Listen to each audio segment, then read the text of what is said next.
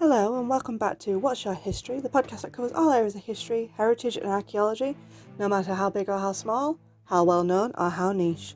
Today's guest was Ellie Hebden, and their degree is in MA Victorian Literature and Culture. And they spoke to me about Anne Bronte and nature. Now, I love anything to do with the Brontes, and I found this episode extremely interesting. And bonus point, today's episode is actually out on Anne's birthday, the 17th of January, which is Anne Bronte's birthday. So, with this special episode for Anne's birthday with a fellow Bronte enthusiast, I hope you enjoy. I love that I've got a fellow Bronte nerd here. I'm so happy about this. So, we'll get into it. Hi, Ellie. Hello. So, what is it about Anne Bronte and nature that makes you want to talk about it? Because I just mentioned it just then, your face was beaming. So. I think it's just because when you talk about the Brontes, you sort of have this image of like the Moors, which comes obviously from like Wuthering Heights, a bit of Jane Eyre. And I know that with your research as well, there are so many layers to like the inner circle of the Brontes. So you get the people who just know like the three sisters, or maybe even like Charlotte, and then Emily, and then Anne sort of on that periphery. And then obviously you've got Branwell on the periphery of that, and then Maria and Elizabeth on the periphery of that. But I don't know, it's just Anne Bronte doesn't always fit into the same category. Like, she's shoved in with her sisters, and there are definitely some Gothic elements in her work, like that's undeniable. But she's a lot more leaning towards realism than sort of the Gothic nature of the other two. And what comes through with that is the sea. So she has it featured in Agnes Grey in like the conclusion. It's like very romantic. It's like a reunion with Edward Weston, like in pseudo Scarborough. And then it pops up in Tennant as well, when Helen is able to do some painting. Some characters go on a trip to a like isolated bay, and she can get some beautiful paintings done basically. And it just keeps appearing in her poetry as well, like in Anne's own personal poems as well as the Gondor ones. And it's just so unexplored is what I found basically. So I'm just like prodding to see what comes out of it. Yeah, well, I don't blame you. So if anybody who doesn't know about the Brontes, I think one of the reasons why she would probably be gravitating towards the sea is because her mum came from Penzance in Cornwall, and even though her mum wasn't a main figure in her life, because unfortunately Anne was barely 1 year old by the time her mum passed away, she was influenced an awful lot by her aunt, who probably also talked about Cornwall. Do you think that might be something connected to it? It could be. It's not actually something that I'd considered before, but now that you've said it, I'm like, oh, yeah, maybe.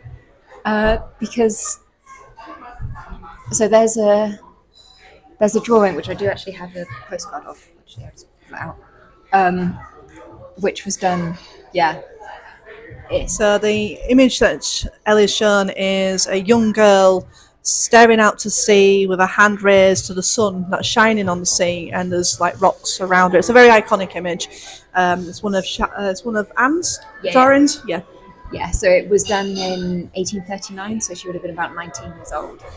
And she actually drew that before she ever stepped foot in the sea. So I think it's been sort of thought that it's a product entirely of her imagination, which I can't remember the name of the critics, but it's The Art of the Brontes. It's that book. It's in there. And yeah, it could well be that stories from like Elizabeth Branwell and like Penzance have influenced that. I think this book did talk about some of like the rock formations seeming very similar to sketches by Branwell, which are copies of, I think it's Lindisfarne. Okay.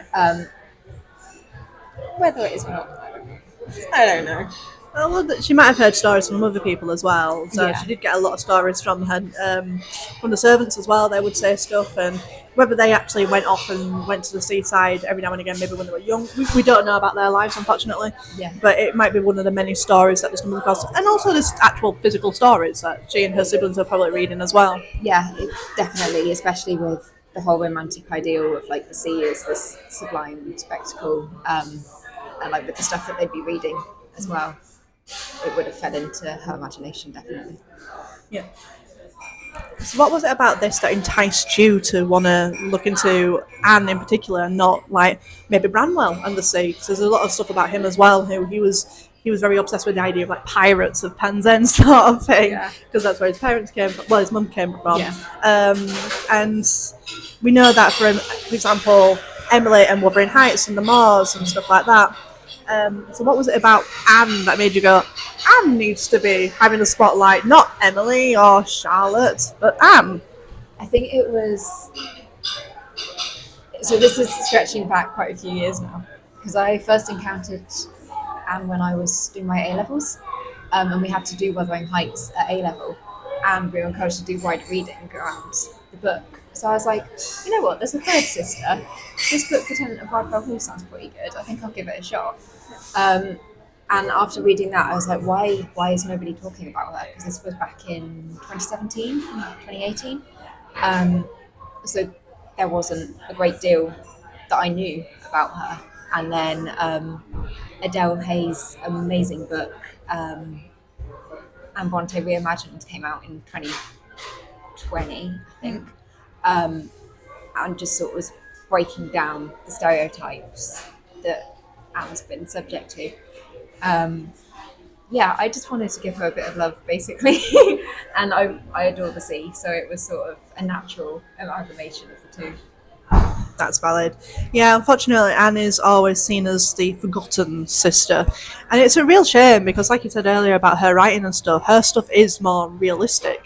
So everybody gravitates towards Jane Eyre and Wuthering Heights, and they're romantic in their own ways, but they're also very problematic if you think about it. If you're going to go for the romance side of it, it's very problematic. So friggin' Rochester has his first wife locked up in an attic, and then Cathy and Heathcliff, like there's so many people who want to be like Cathy and Heathcliff, which I understand it. I think it's the whole consumingness of each other. Yeah.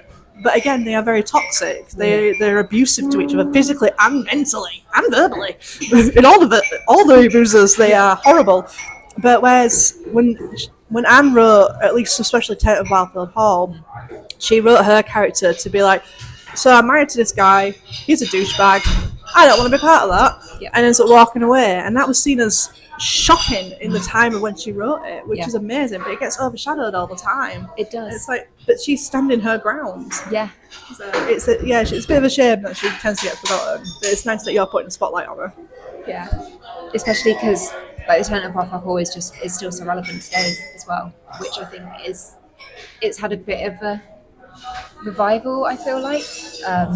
Like I was at a couple of talks in Bradford the other month, and a lot of people were there that were saying this is the first time that they'd encountered Anne Bronte, but they really wanted to know more, which is it's so encouraging to hear because it does make a difference, like doing some research into her. Yeah. Well, about Anne's life as well, she did everything right. So whereas Charlotte bounced around, so in some ways I can relate to Charlotte because of her bouncing around, and because I'm very much bouncing around and I don't seem to be settling on what I want to do. But she would go from being a teacher to being a governess to, no, I want to do this and I want to do that. Emily, she's very much a bit of aloof, and it's just like, I just want to be left alone with my nature and my animals and just be left to play my music. Whereas Anne did everything right. She went to school, she became a governess, she stayed in her job. Yeah. She even gave Branwell a job. Yeah. You know, she's the one that's like the most mature. Yeah. And again, she's just kind of forgotten. Yeah. Especially considering she was the youngest as well. And like all of like the whole string of deaths that she had to endure basically at such a young age. But to sort of come out of that as a really strong character. And like just determined to write what she wanted to write and not let anyone tell her that she couldn't. Yeah. And yeah, I think it's very inspiring. Um, and I like to think that she did draw on nature for that. I mean, some of her descriptions of the world around her, like both in poetry and prose, just gorgeous. Like her characters are so immersed and so like in tune to the world around them that it just makes it so much more believable and so much more relatable as well. Yeah, I can relate to that as well. It's just, yeah, I've only read Tenant of Wildfell Hall. I will confess Oh, that's the only okay, one yeah, I've yeah, read, but I know it's just the character of Helen. As much as people might look at it and see her as being quite prudish and things like that, you've got to understand she's very influenced by her own upbringing. So, for example, Anne herself, she was brought up by a priest, a vicar, cura, yeah, whatever you want to call him. Some religious dude. yeah, Who was yeah, her dad. So she was brought up by that, so she was obviously influenced by all that religion. And you can see it very much, especially with Helen. It's like she's brought up with her aunt, just like Anne was. And it's quite sad because if you think about it, like the other ones, they got to know their mother. It might be known for a short amount of time, but they at least got to know her, and they have, as much as they may be vague, they still have a bit of a memory of their mum. Whereas because Anne was literally a bairn when her mum died, it's just like she doesn't even have the slightest bit of a memory, which is really sad. yeah. It is, and the relationship between Helen and her aunt is so interesting. And then what is even more interesting is in Agnes Grey, the mother is still alive. So I'm spoilers for the book, but like the father dies and leaves them all penniless, which is why Agnes has to go off into the world and become a governess. Yeah. Although no, she does that before, but then it's after that, and she and her mother set up a school, which is obviously what the three Bronte sisters who survived adulthood, always dreamed of doing. So it very much feels like Agnes Grey is in part sort of a wishful thinking kind of text, like what a storybook fantasy in a way, even though it is very realistic, and was based a lot on her own experiences as a governess.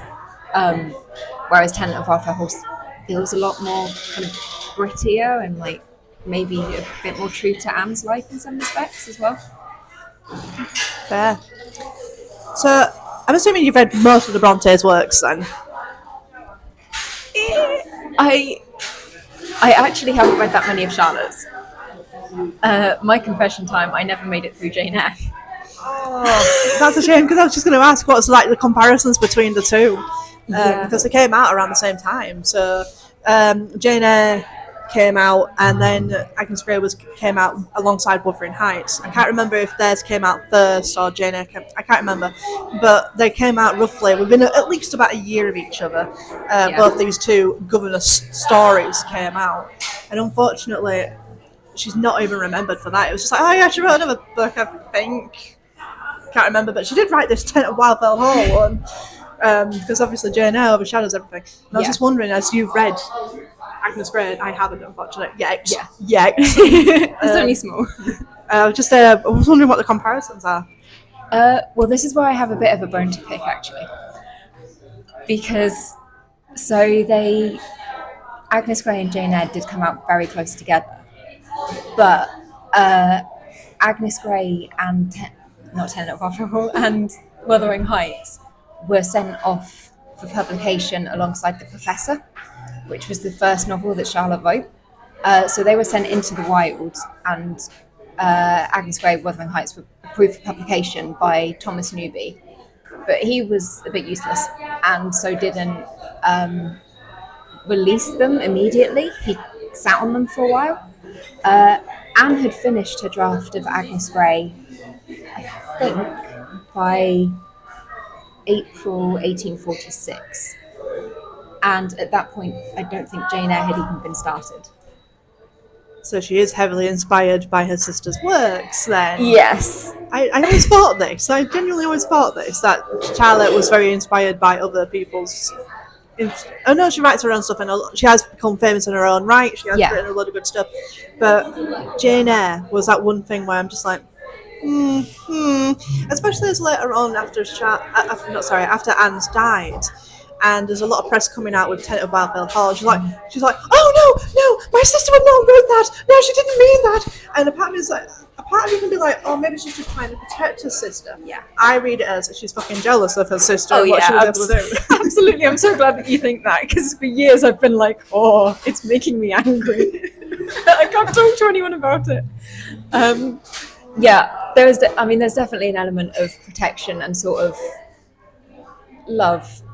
Like, they were sisters after all. But yeah, the fact that I'm gonna get the facts slightly, like the figures slightly off, but Tenant of Wildfell Hall sold more copies in the first 2 weeks than Jane Eyre did in the first 2 weeks. Bloody hell. Yeah. Because it was so scandalous. People were like, what is this? Why is it so? And then they read it and they're like, oh, you've got to read this. It's like, there's this, and this. So things just never change. If it's some scandal, people have to know about it. It's the same with films as well. Like this new film that's come out recently, I think it's got Ryan Reynolds' other half in it, and there's a story going around that apparently she was pregnant, and now people are thinking, is it true or was it publicity to get people to see it? Because apparently the film's shit. But by saying the film's shit, that's going to get people to go to be like, is it really? And obviously it was happening back then as well. Yeah, you know, like, exactly. This is so scandalous. Let's go read it. Yeah, people never change. Yeah. But so that's my feelings on Jane Eyre. I got to like that Helen died. Helen Burns. Oh my god, you only got to the beginning of the book. Yeah. That's when she's still in school. I know. It was just, in fairness, this was several years ago, so I probably should give it another go. But it was just so much of a drag, and I just couldn't force myself through it. I don't blame you. Just watch an adaptation of it. I love the adaptation, the 2010s. No, you don't like that one. I like the 1990s one. I'm a 90s kid, so I grew up on the 1990s version. Okay, that's fair. So the 2010 version, I didn't. It was interesting because it starts off in the middle of the story and then you go back to that point, which was an interesting thing. But overall, and the costumes were beautiful as well. Yeah. But overall, I didn't really particularly like that take on it. So the one I grew up with, I think the woman who played Jane is called Samantha something. I can't remember, unfortunately, but that's the version I grew up with. It was like one that came in 1996 or something, and I remember loving that adaptation. And when I got a bit older to read Jane Eyre, I was so bored. I read it, I did eventually read it, but it was a slog. I had to drag myself through it, and I was like, there's so much stuff in here that doesn't need to be in here. Like, there's a moment when she's on the moors later on and she goes on and on and on. It's just like, I get it. You're wandering on the moors and you're self-pitying yourself, and yeah. I'm not a big lover. And this is it. To go back to how Anne uses the sea. So you've got Jane wandering on the moors being like, woe is me, essentially, it sounds like. But the sea in Agnes Grey and Tennant does not function like that at all. It's a site of inspiration. Because Agnes is feeling a bit run down because she's hopelessly in love with Edward Weston, curate at her old governessing position. But she's had to leave him behind. And she's sort of like, I really love him, but I'm never going to see him again, and all of this. And she gets up really early and goes out to the water, walks along the sands and just watches the water coming in and out and in and out. And in the end, her being there does actually mean that she sees Edward Weston. He comes along the sand, well, more accurately, a dog comes bounding up to Agnes, and it's a dog that she adopted but then had to give to Edward when she left. And Snap, I think his name's Snap, comes bounding along, and then Edward Weston comes behind, and then it just gives them a really nice reunion. I definitely need to read this book, though. I do have it. I will pull it out and read it. Yeah, because with Jane Eyre, the reason why she's on the moor is she has just left Rochester, which is fine. Yeah. Because a lot of people see Jane Eyre as being quite a feminist story as well. And if you think about it, it is quite a feminist story. So she's left Rochester after finding out that he's got a mistress in the attic. Left her, left him, sorry, and then she uses all her money to get as far as possible to the point where she runs out of money. So she ends up walking on the moors. Right, okay. But throughout the whole of the time she's on the moors, it is like she's running through her head of him and her and what to do, and she still loves him, but she wants to figure out herself, and can she really trust him after blah blah blah and all that sort of thing. So that's where it's like with her being on the moors, but it just seems to be for a very long time. And then eventually she stumbles over a village, and it all kind of fits into place where apparently these people who end up looking after her finds out that they're her cousins, and it's all weird and coincidental, and it's just a bit silly. Up to that point, it was really believable. But no, it really does sound like Agnes Grey would actually be quite a good book to read. Like I said, I've got it. I'll read it at some point. Yeah. I'm sure we'll have a talk about that at some point. Yeah, hopefully. Yeah, I do. I prefer Tenant of Arthur Hall, but I think it's just because it feels a bit more mature because it was written that little bit later in Anne's life. She sort of got to grips with Precious herself, and it's so funny. It's just a funny book. Like the Markham siblings, like Fergus and Rose, and Fergus is just a little shit, and I love him for it, honestly. So we've talked a bit about the inspiration of the sea, talking about her writing and her poems and her books and things. Do you want to talk about a bit more about Anne as a person as well? Like, yeah, you've already said what drew you to her and stuff like that.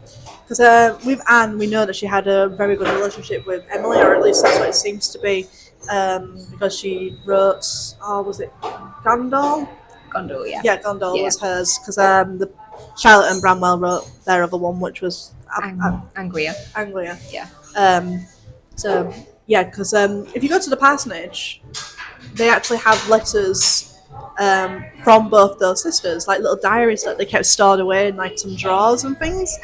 And it's interesting as well because you can see as time goes on that Emily never drops that little world that she created with Anne. Anne obviously does because she grows up and it's just like that was a moment, I'm doing this now, whereas Emily really holds on to it. Do you want to talk about maybe her relationship with her family, if you know much? Yeah, I know a little bit. So Emily and Anne, yeah, they were definitely close. There's sort of this myth that's been perpetuated. I think it was by Elizabeth Gaskell. It's usually by Elizabeth Gaskell. Probably, yeah. She wrote the biography. Yeah. And it's that they were like twins, and I think she might be quoting like Ellen Nussey, friend to the Brontes. But they might have started off like that, but there are definitely like cracks in their relationship around Gondal as well. I think a lot of critics believe that when Anne sort of wanted to pull away from Gondal, Emily was a bit like, what are you doing? Because it was their own little world, but Anne had obviously gone out into the real world and was having to work to support her family. And it just wasn't matching up, I don't think, with the world that they created together. But she's just so like fine-tuned to people's characters. That's what really shines through, is she can pick up on mannerisms and like personalities so beautifully. So she's definitely a fly in the wall kind of person, I think, which you'd get as a governess because you're sort of straddling two spheres. Yeah, the role of being a governess is a very strange, like in-betweener world thing. So you're not part of the family, but you're also not a servant. You are the master of your care of the children, but you're also not the master of the children because you're training them and teaching them, but also they can snap their fingers and go, you're fired if they want to. It's a very weird world. But at the time of when the Brontes started going towards that job, it actually was an opening for a lot of people at this point. So there was a lot of like middle class women, for example, who had just become widows, or they'd just been left by their fathers. So it was actually a good position to be in for a lot of middle and class women. And in regards to the Brontes, their situation, again, they were always in this kind of weird limbo as well, because again, they are not like high middle class, because they don't have the monies, they can't wait around for the guy to come and rescue them. But also, they're very highly educated, so they don't fit with the people on the streets either.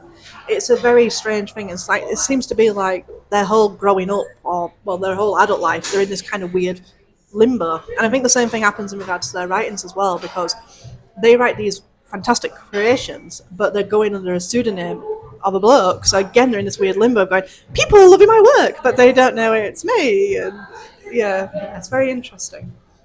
It is really interesting, especially all the pseudonym stuff as well, because there were some reviewers of like Agnes. So when the first 3 novels came out, there are some who are like, "Oh, well, this must be a man, and he's just bribed a governess to tell us, to tell the author all about her experiences." Totally, that's what happened. Yep.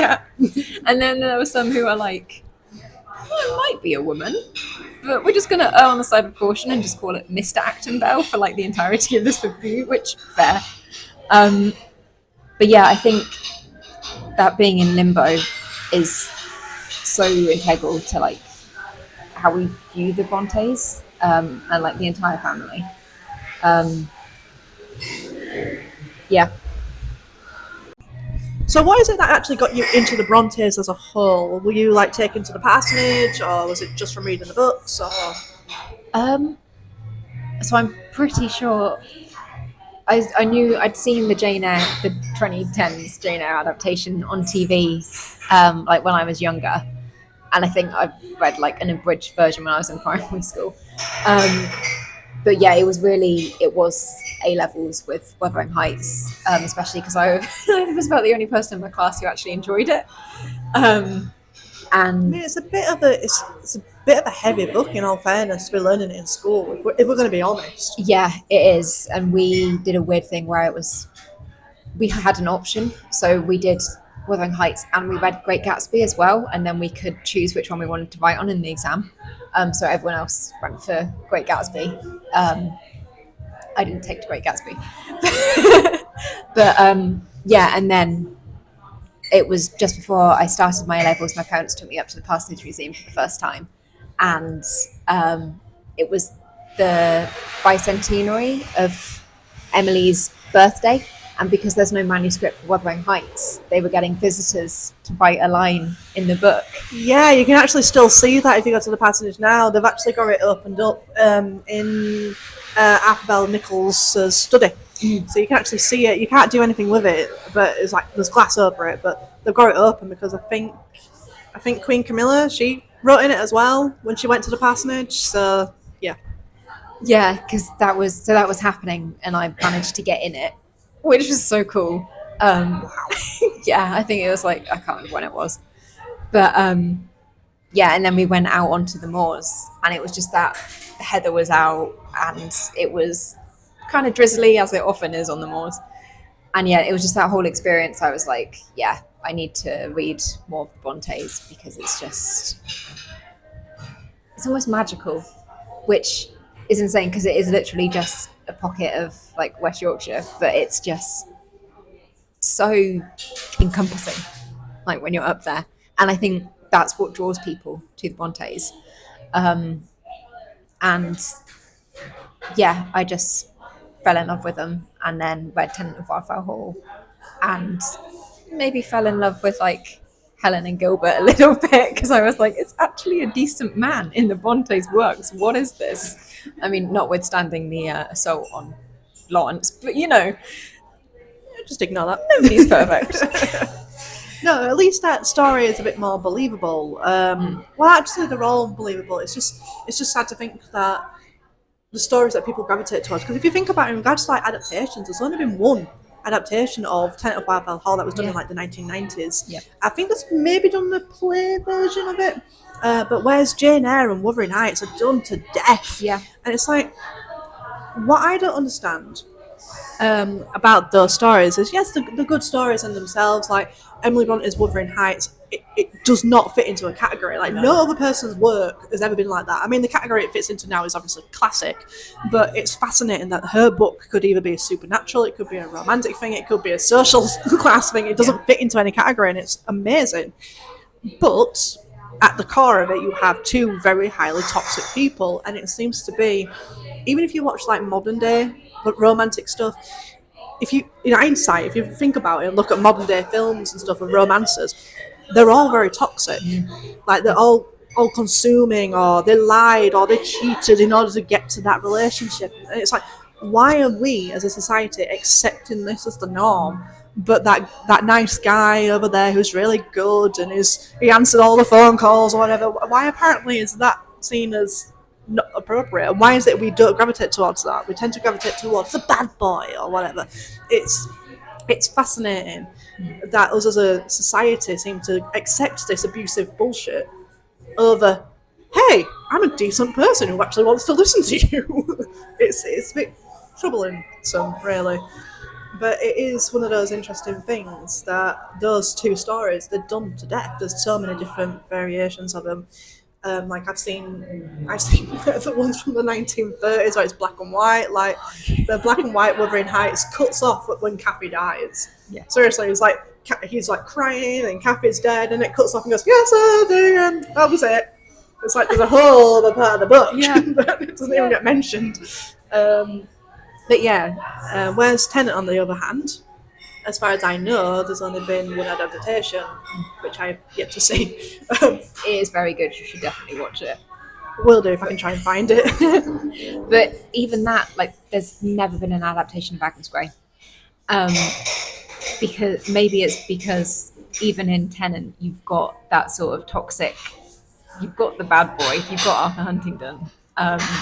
So that will make the money. Agnes Grey, it's just some really horrible people. It's like the kids are awful, but like nobody's gonna get like invested in a badly behaved kid because that's just kids. True, yeah. People just be like, that's kids. You just accept it. Deal with it. Yeah. You signed up for the job.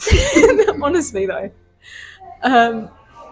So, and it's just such a shame because the cinematography that you could do with Agnes Grey, like if you get Scarborough on a good day, oh my word, that would just be immense. Like with the cliffs and the castle, yeah. Fair. Yeah, so have you had a chance to go see Anne Bronte's grave? Very briefly for 10 minutes when I was waiting for a bus to Whitby. So I've been meaning to go back properly and like just wander around the castle a bit as well because it's such an impressive ruin. But yeah, I think it's really nice that she's there, I think, because I feel like if she'd been in the family vault, yeah, obviously she's separated from the family, but she's sort of out with the boundless infinity of the ocean, you know. It's quite romantic in its own way. Yeah, if you think about how obsessed she was with the ocean, in all fairness, it's more fitting that she's near the thing that she loved the most. I'm not saying she didn't love her family, she did. But yeah, she's near the thing that actually made her happy and gave her peace and stuff. Because when she went to Scarborough with the Robinsons initially, I think I would have loved to have been able to witness that. Just imagine her like actually seeing the ocean and just going like a jaw dropping sort of thing. You can just imagine it. Yeah. Because there is, if you go to the parsonage, there's actually a collection of stones that she collected that you can go see. And I know it doesn't seem that exciting, it's just pebbles, but it's the same thing as what people do to this day. People still go to the beach and go, ooh, shiny, and take it home. So it's just really lovely to be able to see, so you know, that she is at rest somewhere that she was actually happy. Yeah.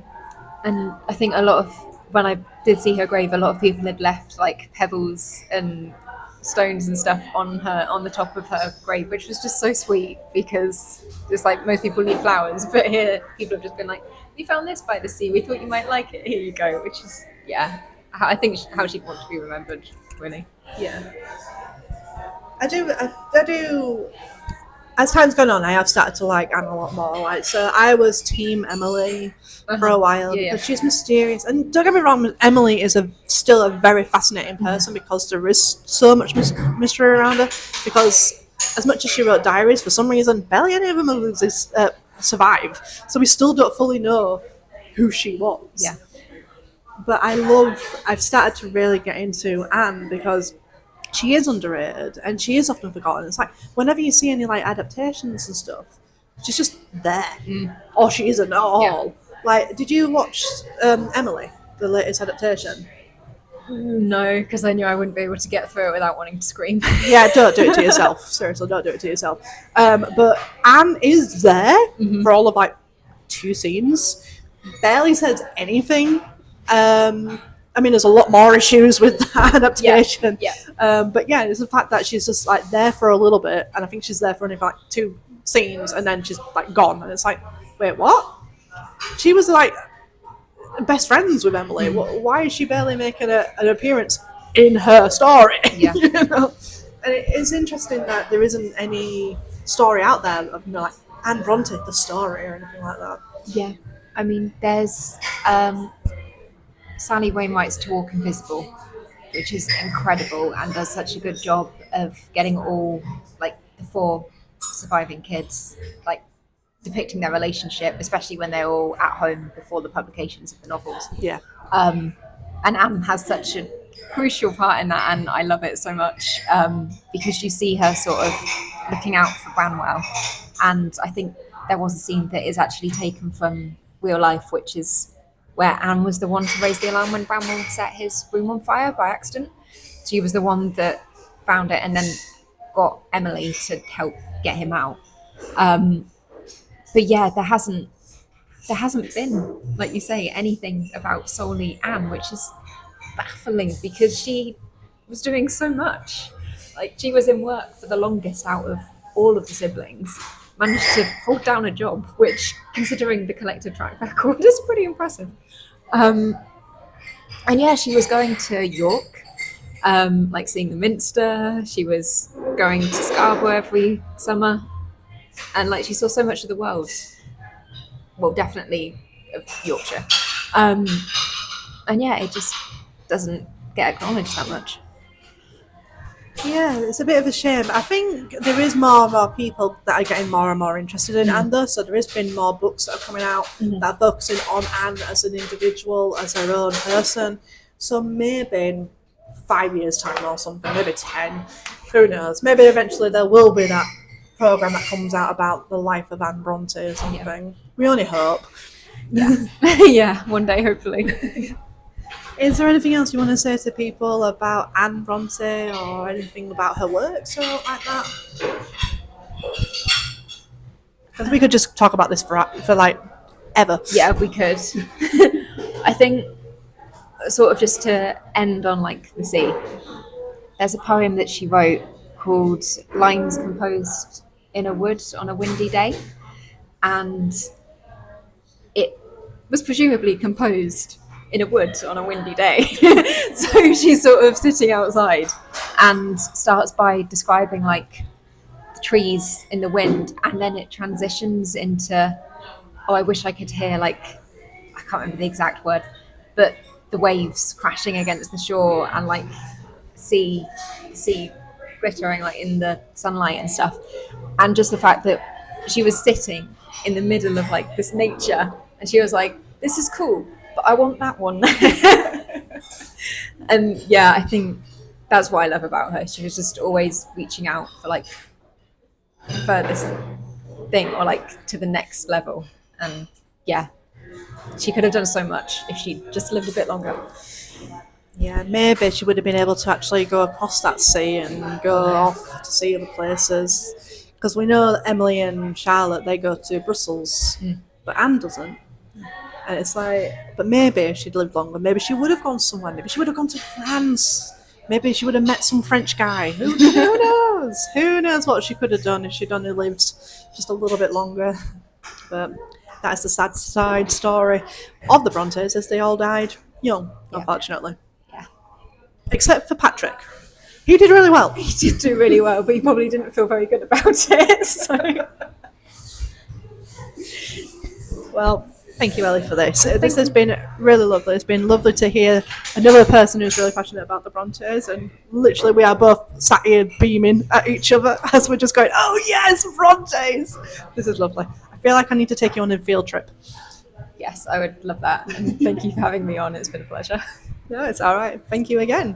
Where can people find you? My Instagram is Hebden_blue. I will at some point set up a blog, I think. I've been meaning to do that for years and it hasn't happened yet, but it will happen. But yeah, so I'll update it on there. Brilliant stuff. Thank you. And thank you again. Thank you.